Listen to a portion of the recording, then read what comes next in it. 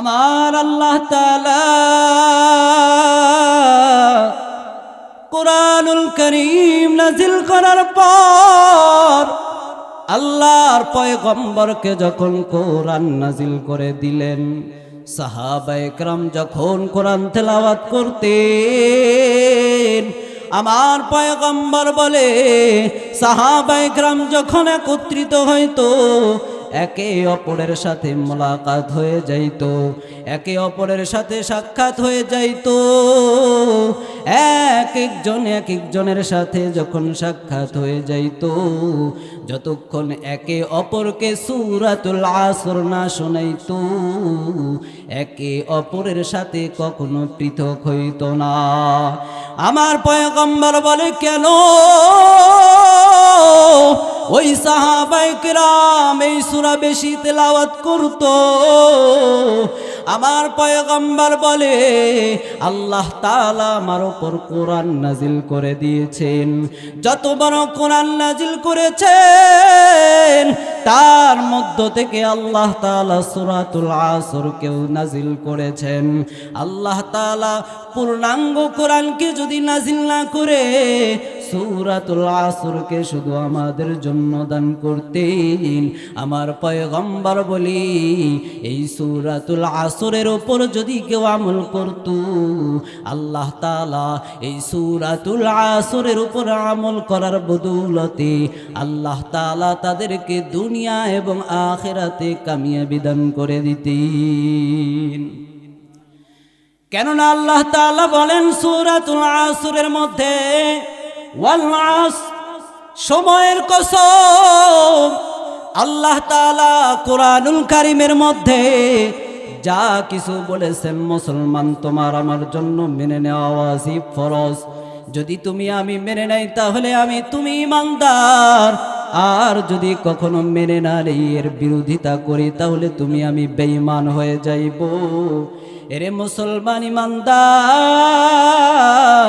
আল্লাহ তাআলা যে কোরআন কারীম নাজিল করেছেন, প্রত্যেকটা কথা, প্রত্যেকটা হরফ আপনার আমার জন্য মেনে নেওয়া ওয়াজিব। আপনি আমি যদি অস্বীকার করি, বেঈমান হয়ে যাব, কাফের হয়ে যাইব। এরে মুসলমান ঈমানদার, এরপরও আল্লাহ তাআলা কোরআনুল কারীমের মধ্যে অসংখ্য জায়গায় আল্লাহ তাআলা কথা বলতে গিয়ে কসম করেছেন। সূরাতুল আসরের মধ্যে আল্লাহ তাআলা সময়ের কসম করেছেন। কেন এই সময়ের কসম করলেন? আল্লাহ তাআলা বলেন, বান্দা, আমি আল্লাহ তাআলা তোমাকে দুনিয়াতে পরীক্ষা স্বরূপ পাঠিয়েছি। এই দুনিয়াতে থাকা অবস্থায় তোমার সময়কে কোনোভাবে নষ্ট করা যাবে না। এরে বান্দা শোনো, আমি আল্লাহ তাআলা সময় দিয়েছি। আমি আল্লাহ তাআলা তোকে সময় দিয়েছি নামাজ পড়ার জন্য। এর বান্দা, আমি আল্লাহ তাআলা তোকে সময় দিয়েছি কোরআন তেলাওয়াত শোনার জন্য। এরে বান্দা, আমি আল্লাহ তাআলা তোমাকে সময় দিয়েছি কোরআনের খেদমত করার জন্য, কোরআন কিরাত করার জন্য, কোরআনের খাদেম হওয়ার জন্য। এরে বান্দা, এই সময়কে যদি তুমি গুরুত্ব দাও, তাহলে তুমি সফল হইবা।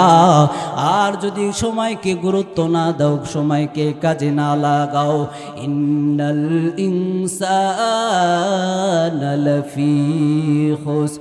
আমার আল্লাহ তাআলা ডেকে বলে, মুমিন, সময়কে যদি কাজে লাগাও, তাহলে তুমি সফল হইবা। আর যদি সময়কে কাজে না লাগাও, তাহলে তুমি ধ্বংস হয়ে যাইবা। কিন্তু আমার আল্লাহ তাআলা বলেন, সময়কে তুমি কিভাবে গুরুত্ব দিবারে বান্দা? আল্লাহ তাআলা বলেন, ইল্লাল্লাযীনা আমানু ওয়া আমিলুস সালিহাত।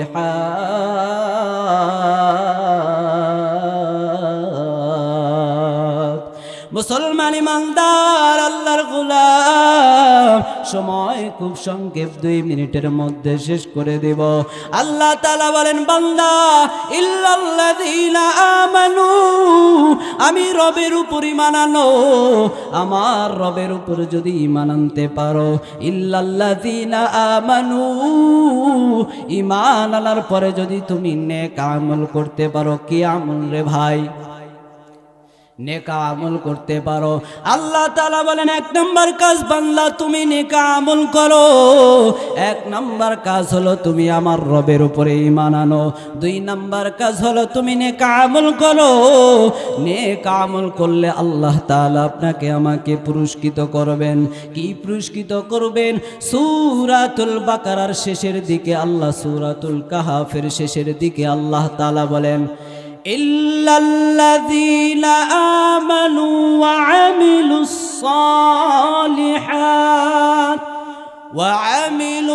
সালিহাতি কানাত লাহুম জান্নাতুল ফিরদাউসি নুজুলা।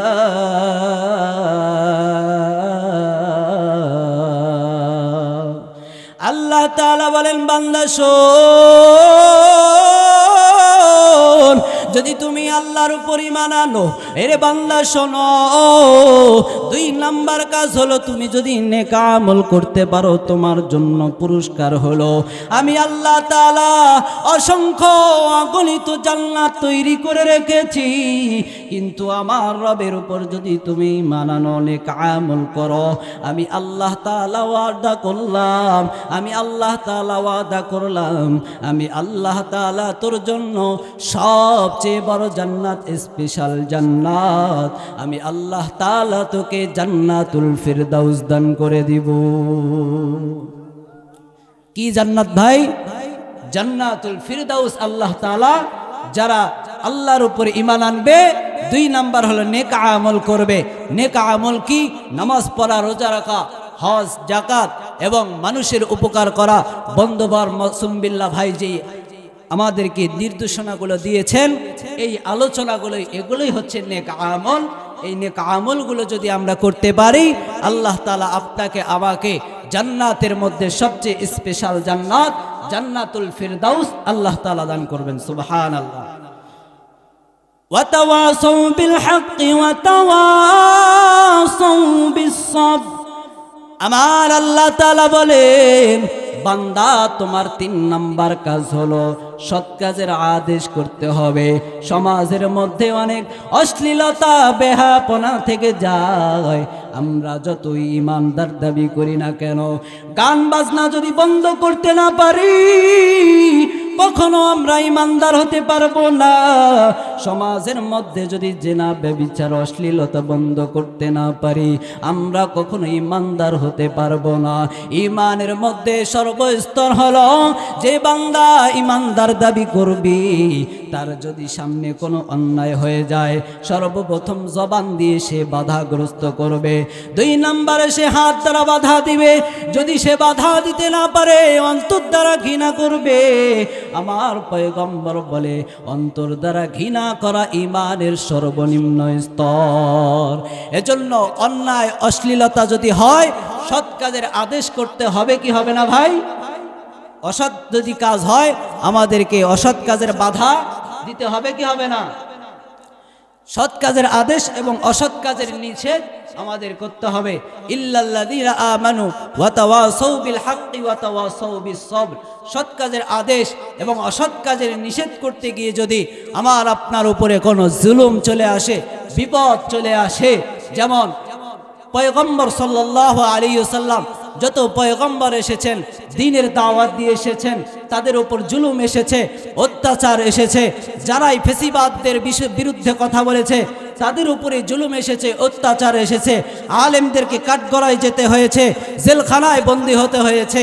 আল্লাহ তাআলা বলেন, বান্দা তোমার উপর যদি এরকম কোনো মুসিবত চলে আসে, আর যদি তুমি ধৈর্য ধারণ করো, এই ধৈর্য ধারণ করার কারণে আমি তোমাকে একটা পুরস্কার দান করব। সেই পুরস্কারটা হলো, ইন্নাল্লাহা কানা আলিমান হাকীমা। আমার আল্লাহ তাআলা বলেন, ইন্নাল্লাহা মা'আস সাবিরিন। এ বান্দা শোন, যদি তুমি ধৈর্য ধারণ করো আমি আল্লাহ তাআলা তোমার সঙ্গে রয়েছি। চিৎকার দিয়ে বলেন না আল্লাহু আকবার। সবর করলে আমাদের সাথে কে থাকবেন ভাই? আল্লাহ তাআলা থাকবেন। যাই হোক, অনেক রাত হয়ে গিয়েছে। আল্লাহ তাআলা আমাদেরকে সময়ের গুরুত্ব দেওয়ার এবং নেক আমল করার এবং সৎ কাজের আদেশ এবং অসৎ কাজের নিষেধ করার আল্লাহ তাআলা তৌফিক দান করুন, আমিন।